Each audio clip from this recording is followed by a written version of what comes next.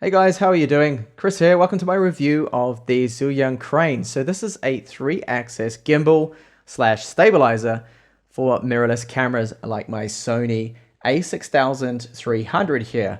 So I'm hoping that with this gimbal, I will be able to take some better footage when out and about and have some steady images using this. Now my camera does have optical image stabilization, but it's only steady shot that's in the actual lens, not in the body of this camera. So at times this can be a little shaky. I'm also hoping that I'll be able to get some nice professional looking pan shots and tilts, and also be able to walk around and get smooth, nice shots with that. So let's have a look and see what's in the box. So inside we get the stabilizer, 2 batteries, additional tools there, the charger for the batteries, so that is actually powered by a normal standard micro USB cable, which is included, and very well packaged and protected with the foam all around it. So we get 2 sets of batteries included, and they are 18650 batteries. Alright, so getting it set up is probably the hardest part, just to balance your camera. You want to try and get it as level as possible in the gimbal.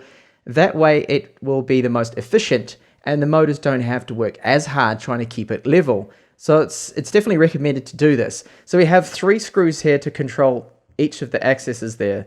Right here at the moment I have it about as level as I can get. It's not perfect, but that should do.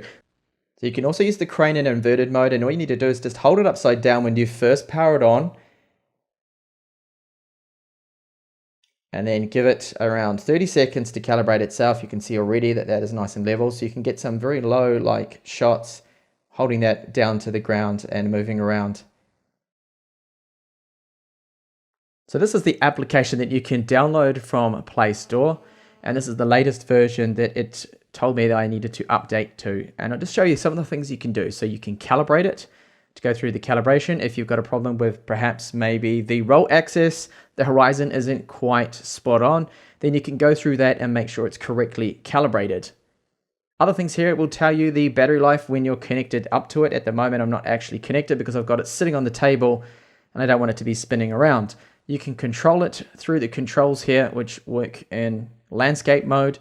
So you're able to control the axis, the pitch, restore it, which basically sets it back to centered again, the pans there, and there's the 3 modes that we have, which is the follow, lock, and full mode, giving you full control. I find it works quite well, but using the joysticks here, sometimes it can be just a little bit too sensitive, resulting in maybe a pan that is just a little too quick. So I found that using the actual hardware joystick on it was a little easier to get those really smooth pans, but it's going to take me, I think, a few days of practice to get the hang of it, to get really nice, smooth, and the same constant motion in my pans.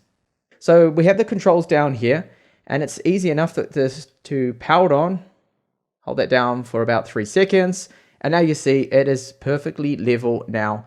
And just quickly show you what we can do here. So there's 3 different modes. So we can cycle through what's called the pan follow mode, and then we have the pan and tilt follow mode, and then the locking mode. What locking mode does, it will just lock the camera in the same direction no matter where it's pointed, and your hands moving around, the camera will keep pointing in that direction. So I'll show you how the joystick works when it comes to panning. So just left and right here. And depends on how far you push that will control just how fast it's going to pan. So this is the maximum pan speed right there, and you can go down to a very small crawl. It takes a little bit of practice. And then the tilt as well there. So let's have a look at now some samples that I shot using the crane here out in Denia in the marina.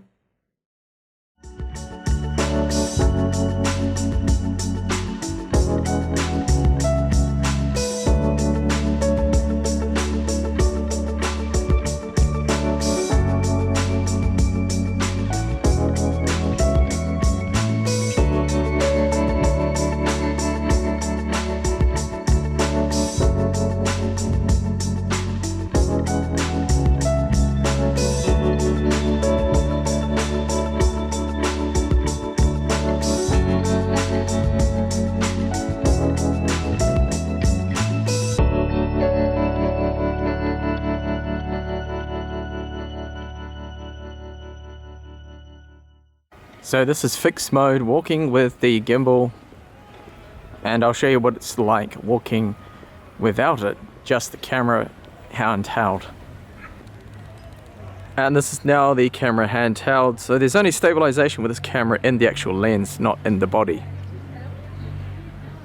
See, there's a massive difference on how smooth the shot is.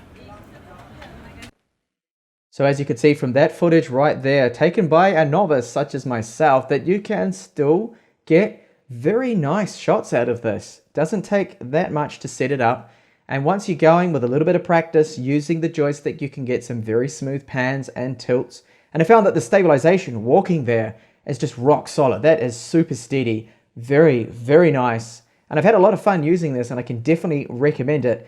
Now that comes to my minor little complaints about this, that I found that the joystick is a little bit too sensitive at times, and it's definitely going to take me quite a few goes to get down the technique of having a very nice smooth pan. I wish there was a way to control the sensitivity, to just notch it down a little bit so it wouldn't be so touchy there. The other thing is there is no quick release mechanism, so you just need to use that screw there, put your camera back on the base, screw it in, move it around a bit. Once you've already set up the main balancing of it, it's not too hard to do, but it would be a little bit quicker if it came with or built in a quick release mechanism on it.